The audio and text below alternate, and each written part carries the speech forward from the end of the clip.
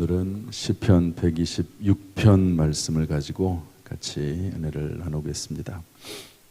맨 앞에 보면 성전에 올라가는 노래 이렇게 되어 있습니다. 그래서 성전에서 부르는 찬송시라고 볼 수가 있고요. 이 안에는 감사와 기원이 들어가 있습니다. 크게 두 개의 구조로 되어 있는데 1절부터 3절은 포로 생활에서 해방된 감격에 대해서 쓰고 있습니다. 이스라엘 백성들이 바벨론의 포로가 됐었잖아요. 70년 동안. 그러다가 이제 그 바벨론도 망하고 페르시아, 성경에는 바사로 되어 있는데 그 페르시아가 이제 세계를 지배하면서 이스라엘 백성들에게 이제 자유를 선포합니다. 그때 이제 다시 고향으로 돌아오면서 감격하는 내용이고요. 그리고 4절부터 6절까지는 나머지 포로들의 귀환을 위한 기도와 신념이 나와 있습니다. 오늘 이 시편 안에서는 우리의 허다한 범죄에도 불구하고 징계와 채찍을 통해서라도 끝내는 구원을 베푸시는 하나님의 크신 사랑과 경륜을 발견할 수가 있습니다. 오늘은 이 본문 한 구절 한 구절 살펴보면서 하나님께서 어떤 말씀을 하시는지 들어보고자 합니다. 먼저 우리 1절 말씀 다 같이 읽어보죠. 1절 시작. 여호와께서 시온의 포로를 돌려보내실 때에 우리는 꿈꾸는 것 같았도다. 여기서 여호와께서라고 하는 이 주체, 주어가 중요하죠. 누가 시온의 포로를 돌려보냈습니까? 하나님께서 하셨다는 거죠. 그래서 출애굽할 때도 모세를 하나님이 보내셔서 모세를 통해서 이스라엘 백성들을 애굽에서 탈출시키잖아요. 그런 것처럼 인생의 궁극적인 문제 해결은 하나님에게 있다 하는 것을 알 수가 있습니다. 여러분 오늘도 하나님을 의지함으로 이 자리에 나온 줄로 믿습니다. 그 다음에 여호와께서 시온의 포로를 돌려보내실 때 이랬습니다. 여러분 시온이 뭘까요? 시온은 성전이 있는 곳을 말합니다. 이 시편 기자가 자기를 쓰면서 뭐라고 썼냐면 우리는 시온의 포로다 이렇게 되어 있습니다.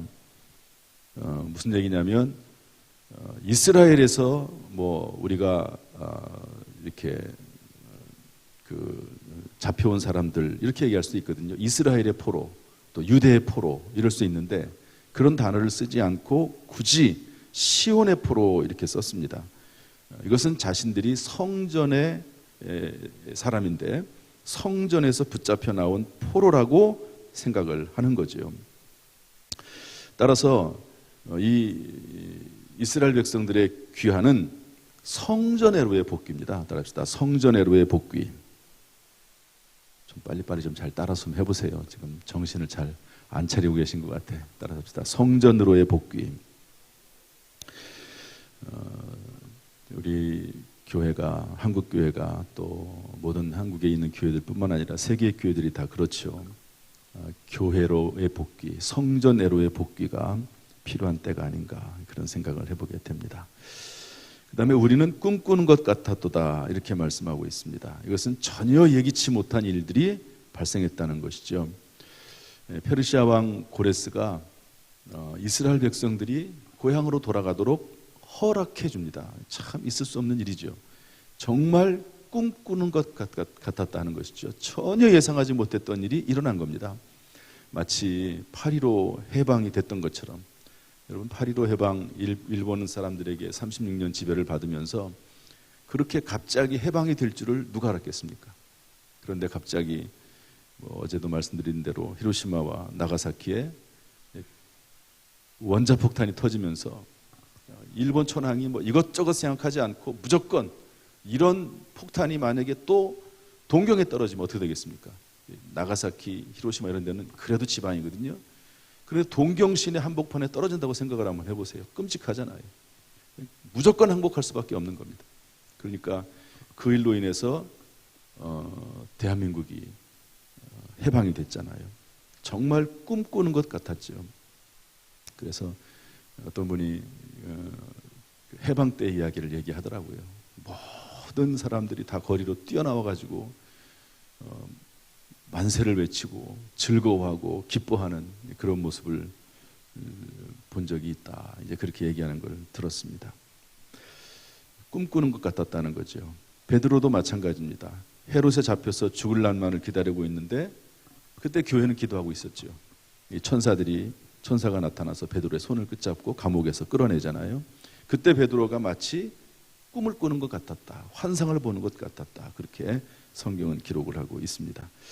따라서 여러분, 하나님께서 역사하시면 하나님께서 우리의 모든 삶 가운데 이런 꿈꾸는 것 같은 그런 일들을 하나님께서 우리에게도 여전히 허락해 주실 줄로 믿습니다. 여러분, 오늘도 이 믿음 가지고 살아가기를 주님의 이름으로 축원합니다. 우리 2절 3절 읽어보겠습니다. 2절 3절 다 같이 시작.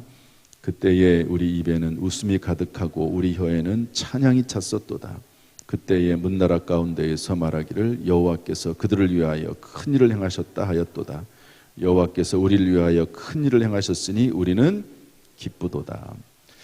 이 꿈꾸는 것 같은 일이 그렇게 일어나니까 그때에 2절에 보니까 웃음이 있고 찬양이 있고 2절 하반절에 보면 하나님께서 우리를 위하여 큰 일을 행하셨다 그러면서 하나님의 이름을 높이고 3절에 보니까 기쁨이 충만하다고 그렇게 되어 있습니다. 왜 그럴까요? 고향으로 돌아오니까 기쁨이 충만하죠. 자유를 누릴 수 있으니까 기쁨이 충만하죠. 그런데 시온의 포로, 우리가 시온으로 돌아왔다, 성전으로 돌아왔다 그러면서 이제는 성전 예배를 드릴 수 있어서 기쁘다 하는 거죠. 여러분, 다니엘이 바벨론의 포로 아니었습니까?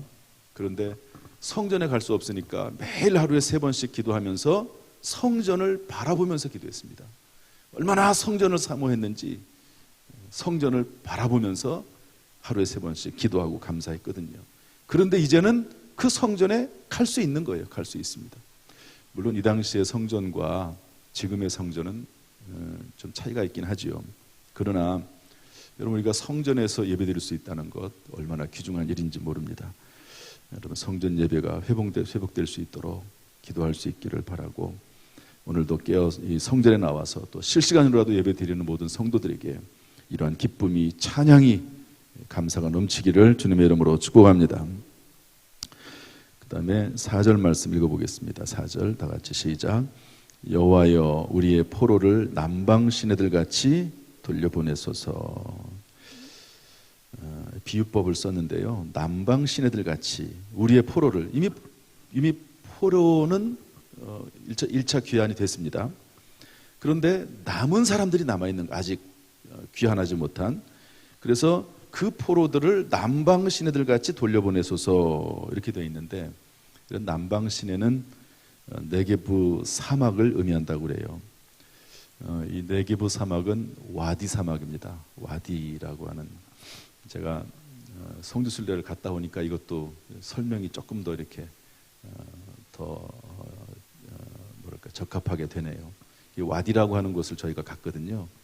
어떤 곳이냐면 평소에는 그냥 사막입니다. 그냥 일반 그냥 메마른 그런 땅이에요. 메마른 곳인데 가을이나 겨울이 돼서 비가 오면, 우리는 여름에 비가 많이 오지만 거긴 더운 지역이라서 가을이나 이제 겨울에 비가 오게 되면 아무것도 없는 광야 같은 거기에 길이 나오고 일순간에 흙탕물이 가득한 시내가 됩니다. 그것을 와디라고 합니다. 와디.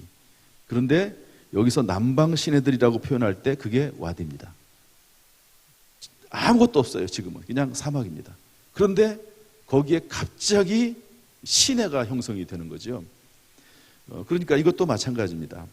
정말로 이 고레스 왕이 갑자기 이스라엘 백성들의 포로를 보내주는 것처럼, 와디 사막처럼 갑자기 시내가 되는 거예요. 갑자기. 그런 것처럼 하나님, 비록 지금은 메마른 땅과 같지만 하나님 우리를 불쌍히 여기셔서 와디 사막처럼 우리를 회복시켜 주세요. 우리는 지금 오지만 아직 오지 못한 백성들, 그 포로들을 돌려보내 주세요. 이렇게 기도하는 것입니다. 여러분, 아직 응답받지 못한 일들이 있습니까? 주를 위해서 해야 될 일들이 남아 있습니까? 하나님 앞에 기도할 때 아무것도 보이지 않는 것 같지만 어느 날 한순간에 하나님께서 역사하시는 줄로 믿습니다. 그러니까 우리의 눈에는 보이지 않아요. 그러나 하나님은 일하고 계시는 것이죠. 따라합시다. 하나님은 일하고 계신다. 우리가 몰라서 그렇지, 못 봐서 그렇지 일하고 계세요. 그러다가 어느 순간에 갑자기 그것이 성취가 되는 것을 보게 될 것입니다. 이런 은혜가 우리 가운데 있기를 주님의 이름으로 축원합니다. 5절 6절 말씀 다 같이 읽어보겠습니다. 5절 6절 시작. 눈물을 흘리며 씨를 뿌리는 자는 기쁨으로 거두리로다. 울며 씨를 뿌리러 나가는 자는 반드시 기쁨으로 그 곡식단을 가지고 돌아오리로다. 아멘. 이 말씀은 너무나 유명하고 중요한 말씀이죠. 기쁨으로 거두리로다. 따라서 합시다. 기쁨으로 거두리로다. 하나님의 약속이 실현될 것에 대한 확신입니다. 기쁨으로 거둘 것이다. 우리가 이미 포로 귀환을 한번 했고 남은 사람들도 반드시 돌아올 것이다. 기쁨으로 거둘 것이다. 하나님 우리의 기도 응답할 것이다 라고 하는 확신입니다. 하나님께서 모든 일을 합력하여 선을 이루실 것을 믿는 거죠. 히브리서 6장 14절에 있는 말씀처럼 이르시되 내가 반드시 너에게 복주고 복주며 너를 번성하게 하고 번성하게 하리라. 그리스도 예수 안에서 말씀 안에서 기도 안에서 반드시 복주고 너를 번성하게 할 것이다. 이렇게 말씀하신 것, 이 말씀이 여기 있는 말씀하고 기쁨으로 거두리라고 하는 말씀하고 일맥통하는 말씀입니다. 그런데 기쁨으로 거두리로다라고 하는 말 앞에 뭐가 있습니까? 눈물을 흘리며 씨를 뿌리는 자는, 울며 씨를 뿌리러 나가는 자는, 이렇게 되어 있습니다. 이 말이 없었으면 좋겠는데 그냥 하나님께서 기쁨으로 거두게 하시면 좋겠는데 앞에 이런 말이 있어요. 울며 씨를 뿌리러 나가는 자는, 기쁨 전에 울며 씨를 뿌리러 나가는 작업이 있어야 된다는 겁니다. 이 땅에 사는 동안은 어쩔 수가 없습니다. 천국에서는 이런 작업이 필요하지 않겠지요. 그러나 이 땅에 사는 동안은 하나님을 의지하는 모습을 우리가 갖기 위해서, 주 안에서 거룩해지고 성화되기 위해서, 지혜와 능력을 얻기 위해서 이 작업이 필요합니다. 하나님의 축복에 대한 확신은 각자의 책임을 생략하는 것이 아닙니다. 언약 백성 하나님의 자녀는 게으르게 앉아서 하나님의 복이 임하기만을 기다려서는 안 됩니다. 밖으로 나가서 씨를 뿌려야 된다는 겁니다. 따라서 밖으로 나가서 씨를 뿌려야 한다. 그래서 마태복음 7장 7절에 보면 구하라 그러면 주실 것이요, 찾으라 그러면 찾아낼 것이요, 문을 두드리라 그러면 열릴 것이다. 구하는 것만 기도가 아니고 찾는 것도 기도요, 문을 두드리는 것도 기도입니다. 찾아 나서는 것도 기도요, 기도하면서 찾아 나서고 또 찾아 나서면서 기도하고, 기도하면서 문을 두드리고 문을 두드리면서 기도하고, 이것이 다 기도의 영역 안에 들어 있는 것이죠. 여러분, 기도하면서 하나님께서 주시는 지혜에 따라서 찾아 나서시고요, 문을 두드리시고 또 그러면서 또 기도하고 또 지혜를 얻고 능력을 얻고, 그러면서 하나님께서 기쁨으로 거두게 하시는 30배, 60배, 100배 거두게 하시는 은혜를 소유할 수 있기를 주님의 이름으로 축복합니다. 울며 씨를 뿌리러 나간다는 말은 뭡니까? 여러분, 울며 씨를 뿌린다는 게 뭐죠? 농부들은 씨를 뿌릴 때 먹을 것이 없는 처지에서도 씨를 뿌려야 됩니다. 먹을 것, 아무리 먹을 것이 없다 하더라도 종자씨까지 먹을 수는 없잖아요. 그러면 다음에 씨를 심을 수가 없습니다. 그런 것처럼 우리가 하나님 앞에 심어야 될 것을 심어야 됩니다. 아무리 힘들고 어려워도 심을 것을 심어야 돼요. 그래서 깨어서 기도하는 거, 이거를 심어야 됩니다. 하나님의 말씀 가운데 그 말씀을 내 머릿속에, 생각 속에, 가슴 속에 심는 그 작업을 해야 되는 겁니다. 아무리 힘들어도 기도의 씨를 심고 또 그리고 말씀의 씨를 심는 작업을 해야지만이 되는 것이지, 그 작업 없이 열매가 맺힐 수 없습니다. 유명한 목사님들이 우리나라에 계시죠. 김국도, 김선도, 김홍도 목사, 이런 분들은 감리교회 큰 교회 목사님들입니다. 대교회 목사님, 지금은 다 거의 은퇴하셨습니다. 근데 그의 어머니가 옛날 시대 가난했잖아요. 그런데 그럼에도 불구하고 하나님 앞에 예물을 드리고 헌금을 드리면서 11조를 드리면서, 하나님, 우리 아이들 굶기면서 제가 하나님 앞에 예물을 드립니다. 하나님께서 우리 아이들을 책임져 주세요. 그럴 때는 예화가 아주 유명합니다. 울며 씨를 뿌린다는 말은 먹을 것이 없는 처지에서도 씨를 뿌리는 겁니다. 약탈자의 공격이 있어도, 그렇죠, 약탈자의 공격이 있어도 느헤미야가 성벽을 재건할 때 52일 동안 했잖아요. 그런데 그 성벽을 짓지 못하도록 주변 나라들이 얼마나 괴롭혔는지 몰라요. 그때 어떻게 했습니까? 그럼에도 불구하고 우리 그냥 그만두자, 그러면 약탈자가 공격하니까 그만두자, 이게 아니고 한 손에는 건축할 수 있는 그 기구를 들고 한 손에는 창을 들고 그러면서 성벽을 재건했습니다. 이게 울며 씨를 뿌리는 겁니다. 어려우니까 그만두고 그런 게 아니고, 그럼에도 불구하고 하나님의 일이니까 그 일도 하고, 그러면서 그 어려운 일도 막아내 가면서 동시에 하는 것이 울며 씨를 뿌리는 것이죠. 울며 씨를 뿌린다는 말은 뭐냐면 돌밭이나 가시밭이나 자갈밭을 개간해 가면서 씨를 뿌리는 겁니다. 그렇죠. 그게 울며 씨를 뿌리는 거죠. 그렇지 않으면 그 어떻게 울며 씨를 뿌리는 것이 되겠습니까? 돌밭은 돌을 다 제거해내고, 가시밭은 가시밭을 제거해내고, 자갈밭은 자갈밭을 다 빼내고, 그러면서 한 걸음 한 걸음 나아가면서 개간을 하면서 씨를 뿌리는 거지. 그냥 마냥 좋은 밭이기만 하다고 하면 결국에는 좋은 밭이 되겠죠. 그러면 30배, 60배, 100배의 열매를 맺히게 되어 있는 것입니다. 사랑하는 성도 여러분, 코로나19 중에도 우리가 이 새벽에 나왔습니다. 또 이번 주일부터는 모든 것을 다 재개한다고 그렇게 얘기는 했지만 제가 마음이 편하지가 않아요, 사실은. 그렇게 하긴 했지만, 그래서 올해 이번 한 주간 동안 또 코로나가 또 당진에 잠잠해지도록 우리가 기도하고 또 하나님께서 인도하시는 대로 그 인도하심을 받아야 될 줄로 합니다. 오늘 여기 있는 말씀처럼 이 새벽에 나와서 기도로 울며 씨를 뿌리는 모든 성도들이 그 간절한 기도를 하나님께서 응답하시기를 주님의 이름으로 축복합니다. 하나님께서 정말로 찬송하게 하시고 오늘 말씀 그대로 웃음이 가득하고 찬송이 있게 하시고 하나님을 간증하고 기뻐하는 복된 인생이 되기를 주님의 이름으로 축원합니다. 기도하겠습니다. 하나님 아버지, 오늘도 이 새벽에 우리를 불러주셔서 기도의 사명 감당하게 하시니 감사합니다. 은혜 아니면 살 수가 없습니다. 오늘도 천부의 여지없어서 손들고 주님 앞에 나왔사오니 우리를 불쌍히 여겨 주옵소서. 말씀 들을 때에 우리의 가슴이 뜨거워지게 하시고 기도할 때에 하늘로부터 능력이 많은 귀한 시간 되도록 역사하여 주옵소서. 주여, 우리가 울며 씨를 뿌립니다. 반드시 기쁨으로 거둘 수 있도록 역사하여 주옵소서. 우리 성도님들의 영육 간에 또 자녀들에게 직장과 사업 가운데 남은 생애 가운데 기쁨으로 단을 거두는 역사가 있게 하시고 그것을 통해서 하나님 앞에 더 큰 영광 간증 돌릴 수 있도록 인도하여 주옵소서. 예수님의 이름으로 축복하며 기도하옵나이다. 아멘.